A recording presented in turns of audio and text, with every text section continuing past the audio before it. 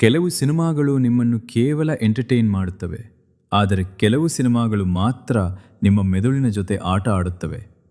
ಒಂದು ಸುಳಿವು ಸಿಕ್ಕಿತು ಅಂದಾಗ ಕಥೆ ಅರ್ಥ ಆಯಿತು ಅನ್ನೋಷ್ಟರಲ್ಲಿ ಮತ್ತೊಂದು ಟ್ವಿಸ್ಟ್ ನಿಮ್ಮ ಊಹೆಯನ್ನೇ ತಲೆಕೆಳಗಾಗಿಸುತ್ತದೆ.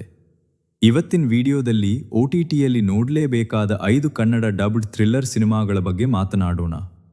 Mystery, suspense, mind games, shocking twists ಮತ್ತು ಕೊನೆಯವರೆಗೂ ಸೀಟ್ ಎಜ್ಜಿನಲ್ಲಿ ಕೂರಿಸುವ ಕಥೆಗಳು ಇಲ್ಲಿ ನಿಮ್ಮನ್ನು ಕಾಯುತ್ತಿವೆ.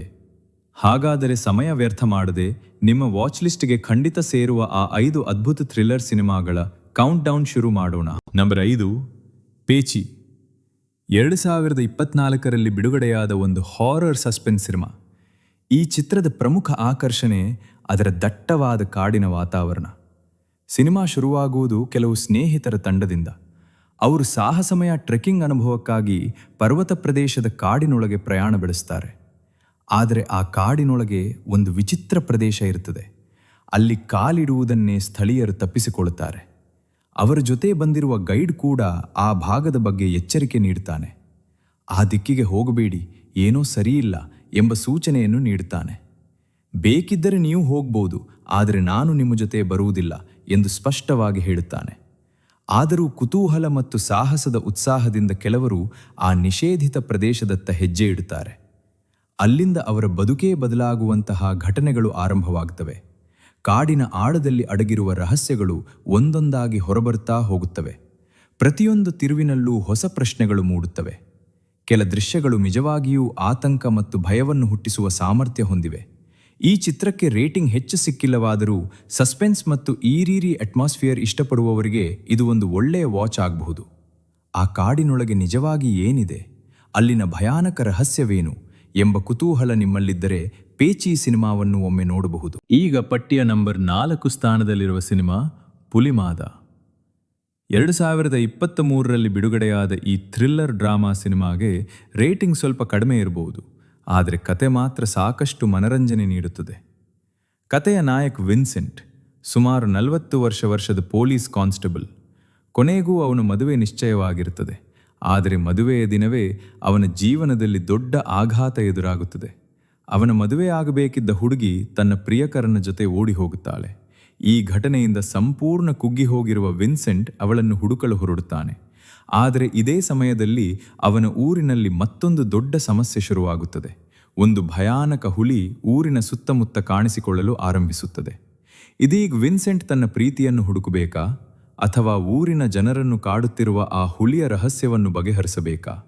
ಈ 2 ಘಟನೆಗಳ ನಡುವೆ ಕತೆ ಸಾಕಷ್ಟು ಕುತೂಹಲಕಾರಿ ತಿರುವುಗಳನ್ನು ಪಡೆಯುತ್ತದೆ.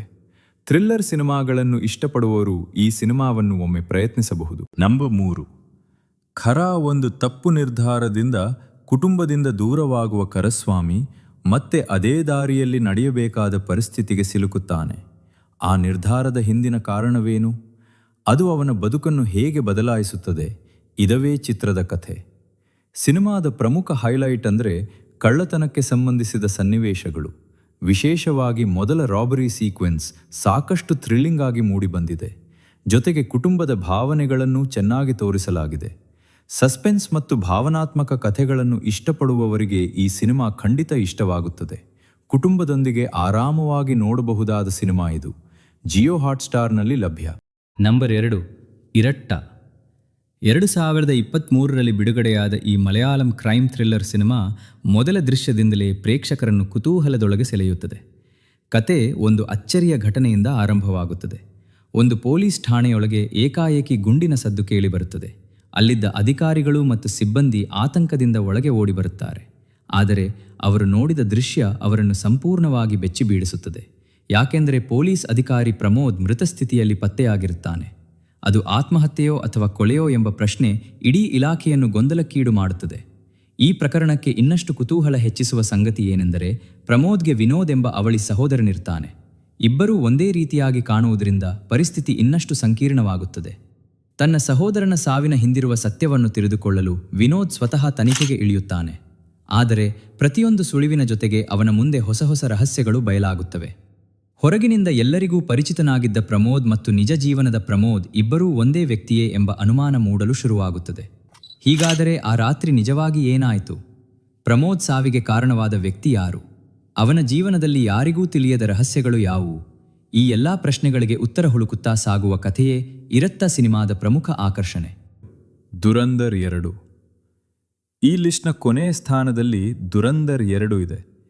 ಥಿಯೇಟರ್ನಲ್ಲಿ ಭಾರೀ ಸಕ್ಸಸ್ ಕಂಡ ಈ ಸಿನಿಮಾ ಈಗ OTTಯಲ್ಲಿ ಲಭ್ಯವಿದೆ. ಮೊದಲ ಭಾಗದಲ್ಲಿ ಅಂಡರ್ವರ್ಲ್ಡ್ಗೆ ಕಾಲಿಟ್ಟ ನಾಯಕನನ್ನು ನೋಡಿದ್ದರೆ ಈ ಭಾಗದಲ್ಲಿ ಅವನ ಪ್ರಯಾಣ ಇನ್ನಷ್ಟು ತೀವ್ರವಾಗುತ್ತದೆ. ಆಕ್ಷನ್, ಭಾವನೆ ಮತ್ತು ದೇಶಭಕ್ತಿಯ ಅಂಶಗಳನ್ನು ಚೆನ್ನಾಗಿ ಮಿಶ್ರಣ ಮಾಡಿರುವ ಸಿನಿಮಾ ಇದು. ನಿರ್ದೇಶಕರ ನಿರೂಪಣೆ, ಪವರ್ಫುಲ್ ಆಕ್ಷನ್ ಸೀನ್ಗಳು ಮತ್ತು ಗಟ್ಟಿಯಾದ ಕತೆ ಸಿನಿಮಾದ ಪ್ರಮುಖ ಆಕರ್ಷಣೆ. ಮಾಸ್ ಆಕ್ಷನ್ ಸಿನಿಮಾಗಳನ್ನು ಇಷ್ಟಪಡುವವರು ಇದನ್ನು ಮಿಸ್ ಮಾಡಿಕೊಳ್ಳಬೇಡಿ. ಹಾಗಾದರೆ ಫ್ರೆಂಡ್ಸ್, ಇವತ್ತು ಹೇಳಿದ 5 ಸಿನಿಮಾಗಳಲ್ಲಿ ನೀವು ಮೊದಲು ಯಾವ ಸಿನಿಮಾ ನೋಡಲು ಹೋಗುತ್ತಿದ್ದೀರಿ? ಕಾಮೆಂಟ್ನಲ್ಲಿ ತಿಳಿಸಿ. ವಿಡಿಯೋ ಇಷ್ಟವಾದರೆ ಲೈಕ್ ಮಾಡಿ, ಶೇರ್ ಮಾಡಿ ಮತ್ತು ಇಂತಹ ಇನ್ನಷ್ಟು ಸಿನಿಮಾ ಅಪ್ಡೇಟ್ಸ್ಗಳಿಗಾಗಿ ಸಿನಿಮಾ ಸಾಂಥೆ ಚಾನೆಲ್ಗೆ ಸಬ್ಸ್ಕ್ರೈಬ್ ಮಾಡಿ. ಮುಂದಿನ ವಿಡಿಯೋದಲ್ಲಿ ಭೇಟಿಯಾಗೋಣ. ಅಷ್ಟರವರೆಗೆ ಸಿನಿಮಾ ನೋಡಿ, ಖುಷಿಯಾಗಿ.